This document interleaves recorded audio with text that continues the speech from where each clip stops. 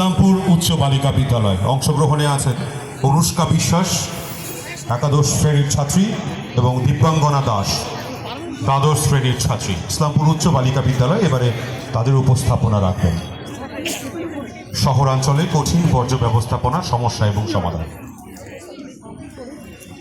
প্রস্তুত হলে বলবে, তারপরে আমরা সময় শুরু হলো বলবো। দেখে নাও।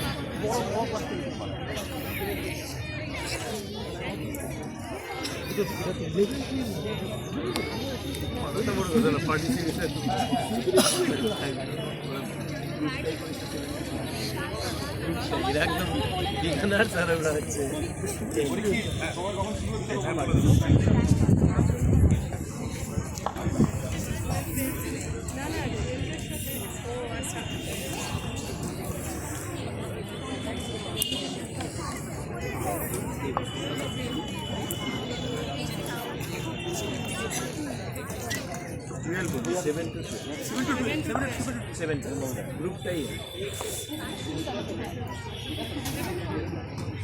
Your time starts now. নমস্কার, আমি দিব্যাঙ্গনা দাস এবং আমার সহপাঠী অনুষ্কা বিশ্বাস। আমরা ইসলামপুর উচ্চ বালিকা বিদ্যালয়ের একাদশ শ্রেণীর ছাত্রী। আজকের আমাদের উপস্থাপনার মূল বিষয় হলো শহরাঞ্চলে কঠিন বর্জ্য ব্যবস্থাপনা সমস্যা ও তার সমাধান। বর্তমানে আমাদের বিভিন্ন সমস্যার মধ্যে অন্যতম একটি হলো কঠিন বর্জ্য, যার সঠিক ব্যবস্থা করার খুব প্রয়োজন। তাই আজকে আমরা আলোচনা করব, প্রথমেই জানবো বর্জ্য পদার্থ কী, তার প্রকার, তারপর ধাপে ধাপে আমরা বাকিগুলি জানব। বর্জ্য মানুষের ব্যবহার বা কার্যকলাপের ফলে উৎপন্ন অপ্রয়োজনীয় পরিত্যক্ত পদার্থকে আমরা বর্জ্য হিসেবে জেনে থাকি। যার প্রকারভেদ স্বরূপ আমরা দেখতে পাই কঠিন, তরল এবং গ্যাসীয়। যেহেতু মূল বিষয় আমাদের কঠিন বর্জ্য, তাই আমরা আজকে জানব কঠিন বর্জ্য জিনিসটা কী। কঠিন বর্জ্য বলতে বোঝায় যে কোনো ধরনের অবাঞ্ছিত, অব্যবহারযোগ্য, কঠিন বা অর্ধকঠিন পদার্থ যা আমরা সচরাচর ফেলে দিই। উদাহরণস্বরূপ প্লাস্টিক, কাঁচ, ধাতব সামগ্রী ইত্যাদি। এরপর কঠিন বর্জ্যের আমরা বিভিন্ন উৎস দেখতে পাই। আপনারা দেখতেই পাচ্ছেন চিত্র সহকারে বিভিন্ন উৎস রয়েছে। এই উৎসগুলি আমরা এখন বিস্তারিত আলোচনা করব। উৎসের সর্বপ্রথম আমরা দেখতে পাই আবাসিক বর্জ্য, অর্থাৎ বাড়িঘর থেকে আমরা যে ধরনের প্রতিনিয়ত বর্জ্য নির্গত করি সেগুলোই আমরা আবাসিক বর্জ্য হিসেবে জেনে থাকি, যেমন গৃহস্থলী, তরকারির খোসা, কাগজ ইত্যাদি। এরপর চিকিৎসা বর্জ্য, হাসপাতাল ও ক্লিনিক থেকে নির্গত বিভিন্ন বর্জ্যকেই আমরা চিকিৎসা বর্জ্য হিসেবে জেনে থাকি, যেমন বিভিন্ন ওষুধের শিশি, ইঞ্জেকশনের সিরিঞ্জ ইত্যাদি। এরপর রয়েছে বাণিজ্যিক বর্জ্য, অর্থাৎ বিভিন্ন দোকান ও অফিস থেকে যে ধরনের বর্জ্য নির্গত হয় সেগুলিকে আমরা বাণিজ্যিক বর্জ্য হিসেবে জেনে থাকি। আপনারা চিত্র সহকারে দেখতেই পাচ্ছেন বাণিজ্যিক বর্জ্যের ছবি। এরপর রয়েছে শিল্প বর্জ্য, অর্থাৎ বিভিন্ন কলকারখানা, শিক্ষা প্রতিষ্ঠান থেকে নির্গত বর্জ্যকেই আমরা শিল্প বর্জ্য হিসেবে জেনে থাকি, যেমন কাগজ শিল্প থেকে নির্গত হয় সেলুলোজ ইত্যাদি। এর পরবর্তী রয়েছে নির্মাণ ও ভাঙচুর, অর্থাৎ বিভিন্ন ধরনের আমরা কোনো নির্মাণ কাজ করার সময় যে কংক্রিট, ইট, বালি উৎপন্ন হয় সেগুলি হচ্ছে নির্মাণ ও ভাঙচুর বর্জ্যের উদাহরণ। এরপর রয়েছে বিপজ্জনক বর্জ্য, অর্থাৎ যে বর্জ্য মানব স্বাস্থ্য ও পরিবেশের ক্ষতি করে সেগুলিকে আমরা বিপজ্জনক বর্জ্য হিসেবে জেনে থাকি, যেমন ফিনাইলের বোতল এবং টয়লেট পরিষ্কার করার বোতল ইত্যাদি। কৃষি বর্জ্য, অর্থাৎ ফসলের অবশিষ্ট অংশ হল চাষাবাদের সময় ব্যবহৃত অংশ যা আমরা বর্জ্য হিসেবে জেনে থাকি, যেমন খড়, ভুসি ইত্যাদি।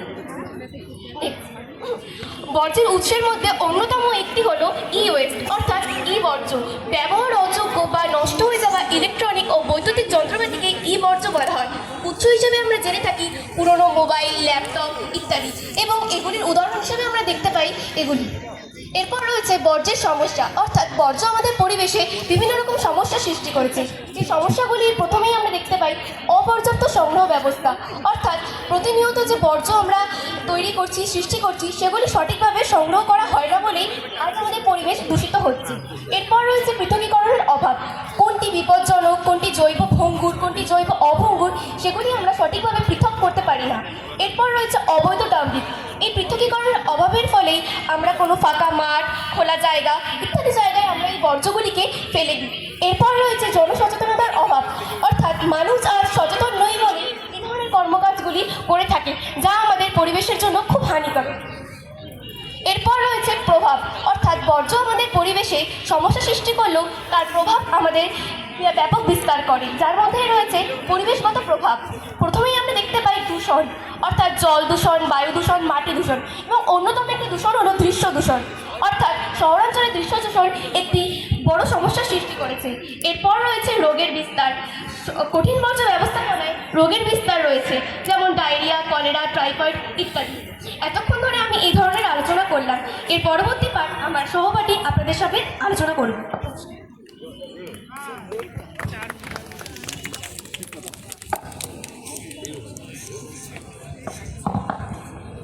নমস্কার, আমি অনুষ্কা বিশ্বাস। এতক্ষণ আমরা বর্জ্য পদার্থের বিভিন্ন সমস্যাসমূহ দেখলাম। এখন আমরা এর সাধারণ সমাধানসমূহ দেখব। সাধারণ সমাধানের মধ্যে প্রথমেই আমরা পাই পৃথকীকরণ তথা সেগ্রিগেশন। এখানে আমরা দেখতে পাচ্ছি বিভিন্ন ধরনের ডাস্টবিন রয়েছে, যার মধ্যে আমরা বিভিন্ন ধরনের বর্জ্য পদার্থ ফেলে থাকি। প্রথমেই হলো পেপার জাতীয় বিভিন্ন সামগ্রী, দ্বিতীয়ত মেটাল তথা ধাতব সামগ্রী, এরপর আসছে প্লাস্টিক জাতীয় বর্জ্য পদার্থ। এরপর রেডমিনে আমরা ফেলে থাকি বিভিন্ন ধরনের ওয়েস্ট তথা ইলেকট্রনিক বর্জ্য পদার্থ। এরপর কাঁচ জাতীয় সামগ্রী এবং অর্গানিক তথা জৈব বর্জ্য পদার্থ। নেক্সট, এখানে আমরা দেখতে পাচ্ছি ল্যান্ডফিল তথা ভরাটকরণের একটি ছবি। এই ভরাটকরণ বলতে আমরা বুঝি বিভিন্ন গার্হস্থ্য ও বাণিজ্যিক প্রতিষ্ঠান থেকে উৎপন্ন বিভিন্ন ধরনের বর্জ্য পদার্থ, যা পৌরসভার কর্মীরা এসে আমাদের বাড়ি থেকে ও প্রভৃতি জায়গা থেকে সংগ্রহ করে নিয়ে শহরাঞ্চলের থেকে দূরবর্তী কোনো স্থানে অর্থাৎ তা বর্জ্য ডাম্পিং করা হয়। এর মাধ্যমে পরিবেশে ক্ষতিকর প্রভাব কম পড়ছে। নেক্সট, এখানে আমরা দেখতে পাচ্ছি 4R, যা কঠিন বর্জ্য ব্যবস্থাপনা অর্থাৎ সলিড ওয়েস্ট ম্যানেজমেন্টের একটি গুরুত্বপূর্ণ পদ্ধতি। এখানে 4R বলতে আমরা বুঝি reduce, reuse, recycle and refuse.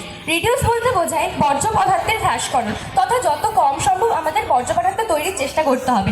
দ্বিতীয়ত রিইউজ, অর্থাৎ বর্জ্য সামগ্রীকে আমাদের পুনর্ব্যবহার করতে হবে। এরপর রিসাইকেল, অর্থাৎ কোনো বর্জ্য পদার্থ একবার ব্যবহারের ফলে তার থেকে পুনর্নবীকরণযোগ্য কিছু তৈরি করা যায় কিনা সে সমস্ত আমাদের ভাবতে হবে। এর পরবর্তী পদ্ধতি হলো রিফিউজ, যা আমাদের একান্ত কার্য নেয় তাই একটি নির্দিষ্ট স্থানে ফেলে আসতে হবে। এরপর দেখতে পাচ্ছি আমরা 4R সহযোগে 3R যুক্ত করে একটি 7R ব্যবস্থার প্রচলন করছে। এর মধ্যে 3R হলো রিপারপাস, রট অ্যান্ড রিথিং। এই তিনটিরও রয়েছে অত্যন্ত গুরুত্বপূর্ণ ভূমিকা। রিথিং বলতে বোঝা যায় যে আমরা কোনো কিছু কেনার আগে তা আমাদের অত্যন্ত প্রয়োজনীয় কিনা সে সমস্ত ভাবা। এর পরবর্তীতে রিপারপাস, অর্থাৎ তা আমাদের দরকার কিনা সে সমস্ত ভাবা। চেঞ্জ, কম্পোস্টিং বলতে বোঝায় বিভিন্ন ধরনের বর্জ্য পদার্থের জৈব সার তৈরি করা। নেক্সট, এখানে আমরা একটা পিরামিড দেখতে পাচ্ছি, অর্থাৎ disposal, energy recovery, recycling, reuse, minimisation and prevention, যা মূলত খারাপ দিক থেকে ভালো দিকের দিকে যাওয়া। নেক্সট, এখানে আমাদের রয়েছে কিছু গুরুত্বপূর্ণ পদক্ষেপ গ্রহণ, যা আমাদের সকলের উচিত। এখানে আমরা দেখতে পাচ্ছি আইনের নীতিমালা প্রণয়ন, যা 2016 সালে হয়। এর পরবর্তী জাতীয় কর্মসূচি ও প্রকল্প গ্রহণ, বেসরকারি স্বেচ্ছাসেবী সংস্থার অংশগ্রহণ, দায়িত্ব বন্টন ও তদারকি। পৌরসভা থেকে ড্রাই বিন ও ওয়েট বিন প্রদান করা হচ্ছে বর্তমানে, যাতে বর্জ্য পৃথক পৃথকভাবে আমরা রাখতে পারি। নেক্সট, এখানে আমরা দেখতে পাচ্ছি আমাদের ছাত্রছাত্রী সমাজেরও এর পাশাপাশি এগিয়ে আসা উচিত। এখানে বিভিন্নভাবে আমাদের সচেতনতা বৃদ্ধি করতে হবে।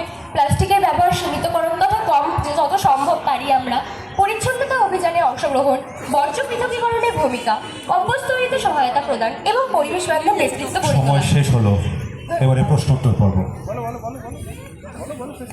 এখানে সর্বোপরি আমরা বলতে পারি কঠিন বর্জ্য ব্যবস্থাপনা একটি সম্মিলিত প্রচেষ্টা। সরকার, স্থানীয় কর্তৃপক্ষ এবং নাগরিক সকলের সহযোগিতায় আমরা একটি পরিষ্কার, পরিচ্ছন্ন, স্বাস্থ্যকর পরিবেশ তৈরি করতে পারি। এখানে আমরা আলোচনা শেষ করছি। ধন্যবাদ। Thank you.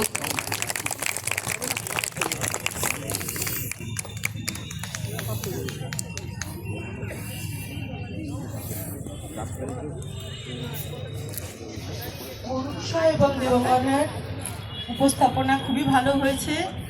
তার সঙ্গে সমাধানের রাস্তা যেটা বললে, ছাত্রছাত্রীদের এগিয়ে আসতে হবে এবং তার সঙ্গে আমাদের যারা মানে অভিভাবক বা তোমাদের বড়, তাদেরকেও এগিয়ে আসতে হবে সমানভাবে। এবং বাড়িতে প্রত্যেকে যারা আমরা বাড়ি বাইরে সব সময় চেষ্টা করতে হবে যে পরিবেশ দূষণ যেন না হয়। খুব ভালো হয়েছে তোমার উপস্থাপনা, দুজনেরই ধন্যবাদ। আবারও একটু হাততালি চাইব ইসলামপুর গার্লস হাই স্কুলের জন্য। আমাদের এটা বা উপস্থাপনা বা যারা ইয়েটা তোমার প্রাইভেট বিষয়বস্তু যেটা আছে সেটা খুবই ভালো হয়েছে, খুবই ভালো। এটাকে তোমরা যদি সারা জীবন ধরে রাখতে পারো তাহলে খুব ভালো।